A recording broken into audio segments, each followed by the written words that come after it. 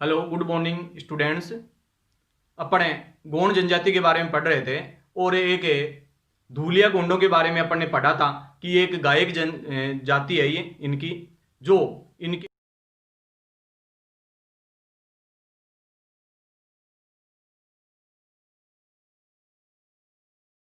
इनके इतिहास को और मान्यताओं को क्या है पढ़ करके सुनाती है। इसके बाद में एक कथा इनसे जुड़ी हुई है जिनके संदर्भ में अपन बताने जा रहे हैं कि ये कथा के अनुसार ये बताते हैं कि गोंड जो जनजाति है उनके जो भगवान हैं उन्होंने जन्म लिया तो उनकी माँ है उनको बेसहारा छोड़ चली गई थी, मतलब बेसहारा छोड़ दिया था, बेसहारा छोड़ दिया था।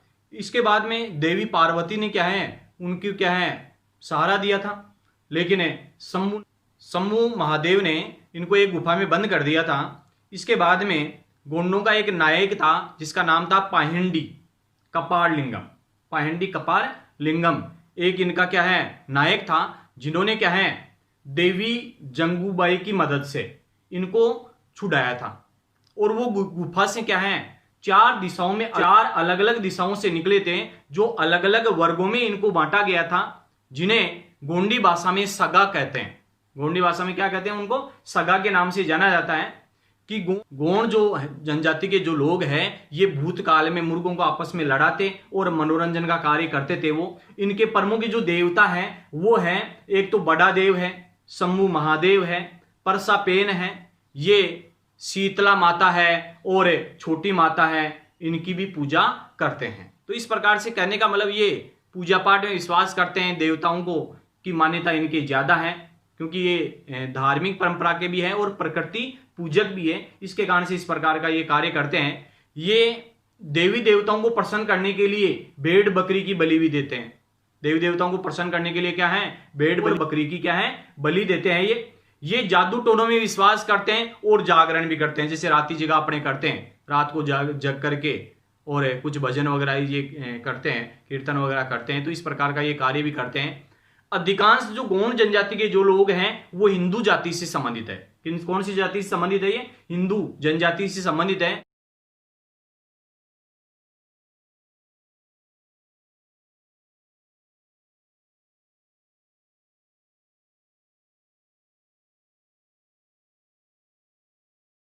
लेकिन कुछ प्रकृति पूजक भी है।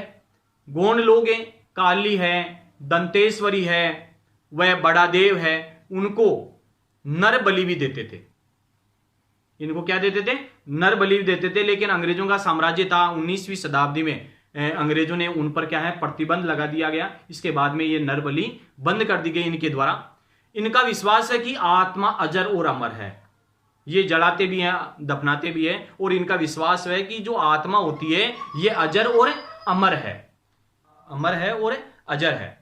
अब इनमें जो आधुनिक संस्कृति संपर्क के बारे में पढ़ें तो अब इनके क्षेत्रों में उद्योग धंधे हैं, उद्योग धंधों का ज्यादा विकास हुआ है और बड़ी संख्या में खदानें और विनिर्माण उद्योगों में क्या है ये श्रमिकों के रूप में कार्य करने लगे हैं। इनकी बस्तियां हैं ये स्थायी रूप से बसा दी गई है।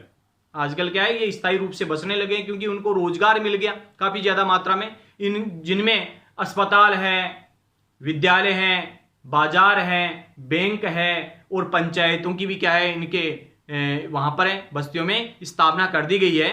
सरकार ने कबाड़ी प्रथा को पूर्ण रूप से बंद कर दिया गया। देखो काफी महत्वपूर्ण है इसके अंदर जो एक क्वेश्चन बनने जा रहा है वो है कबाड़ी प्रथा। देखो कबाड़ी प्रथा क्या थी? वास्तविकता में प्राचीन समय में कोई व्यक्ति अगर सेठ साहूकार से कोई पैसे उधार ले लेता है, थोड़ा बहुत कर्जा अगर ले लेता था और अगर उसको नहीं चुकाते थे तो एक पीढ़ी से दूसरी पीढ़ी में, तीसरी पीढ़ी में वो क्या है उनके गुलाम बन करके रहना पड़ता था उसको। तब तक वो पैसे नहीं चूकते, तब तक उसको गुलामी की जंजीरों में जकड़ देते थे। तो इस प्रकार की एक प्रथा थी।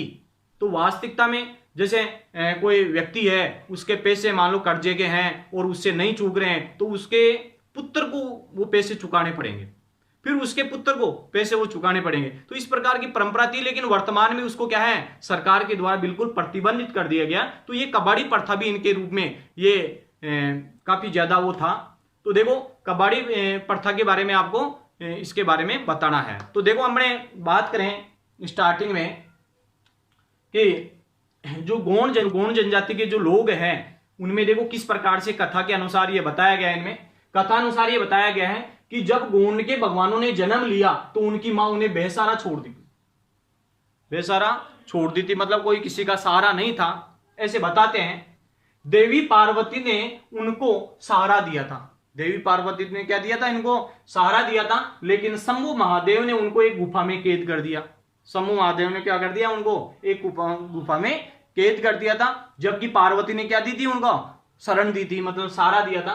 गोंडों के नायक हैं पाहिंडी कपाल लिंगम ने देवी जंगूबाई की मदद से, कौन क्या नाम था इनका, पाहिंडी कपाल लिंगम ने देवी जंगूबाई की मदद से क्या है, इन्होंने क्या है, गुफा से आजाद करवाया। और गुफा में किसने कैद कर दिया था, शंभु महादेव ने, ठीक है ना, उनसे मदद की थी छुड़ाने में, किसने, जंगूबाई ने। ये 4 समूह में गुफा से बाहर आए, 4 अलग अलग रास्तों से समूह में ये गुफा से बाहर आ गए। तभी से गोंड 4 मुख्य वर्गों में बटे हुए हैं, जिन्हें गोंडी भाषा में सगा कहते हैं। क्या कहते हैं उसको, सगा के नाम से उसको जाना जाता है। गोंड भूतकाल में मुर्गों को लड़ाकर आपस में मनोरंजन का कार्य करते थे, और इनके प्रमुख जो देवता हैं, जैसे बड़ा देव है, शंभु महादेव है, परसापेन है, ये शीतला माता व छोटी माता देवी की भी पूजा करते हैं। ये देवी देवताओं को प्रसन्न करने के लिए भेड़ बकरी की क्या है, बलि देते थे। प्रसन्न करने के लिए देवी देवताओं को प्रसन्न करने की क्या है, बलि देते हैं। ये जादू टोनों में विश्वास करते हैं, वह रात्रि जागरण करते हैं। अधिकांश गोंड हिंदू है, कुछ प्रकृति पूजक भी है, प्रकृति को पूजने वाले भी हैं। गोंड लोग काली, दंतेश्वरी व बड़ा देव को नर बलि देते थे, मनुष्य की बलि वो देते थे, जिन्हें 19वीं सदी में अंग्रेजों ने क्या कर दिया, प्रतिबंधित कर दिया कि भाई नर बलि अब नहीं दी जाएगी।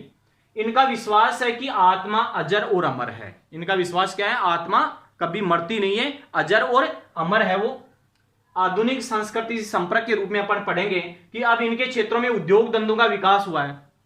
किनका विकास हुआ है, उद्योग धंधों का विकास हुआ है। बड़ी संख्या में खदानों व विनिर्माण उद्योगों में श्रमिकों के रूप में कार्य करने लगे। इनकी बस्तियां स्थायी बस गई है, जिसमें अस्पताल है, विद्यालय है, बाजार है, बैंक है, पंचायतों की स्थापना भी यहां पर कर दी गई। सरकार के द्वारा काफी ज्यादा सहायता की गई। सरकार ने कबाड़ी प्रथा को पूर्ण रूप से प्रतिबंधित कर दिया गया। बता दिया आपको, कबाड़ी प्रथा कि कोई व्यक्ति विशेष है, उसने कोई कर्जा ले लिया तो उसको कई पीढ़ियों तक वो चुकाना पड़ता था, ठीक है ना। इस प्रकार की पीढ़ी दर पीढ़ी जो पैसे चुकाने की जो प्रथा थी या गुलाम रहना पड़ता था, तो वो कबाड़ी प्रथा के अंतर्गत जाना जाता था। देखो इसमें, इस प्रथा में छोटे से कर्ज को चुकाने के लिए ऋणी की कई पीढ़ियों को साहूकारों के गुलामों की भांति कार्य करना पड़ता था। तब तक वो पैसे नहीं चूकते, तब तक वो उसको क्या है, गुलाम के रूप में उसमें रहना पड़ता, ठीक है। तो इस प्रकार से कहने का मतलब ये आपके जनजातियों का टॉपिक कंप्लीट हो गया। दूसरा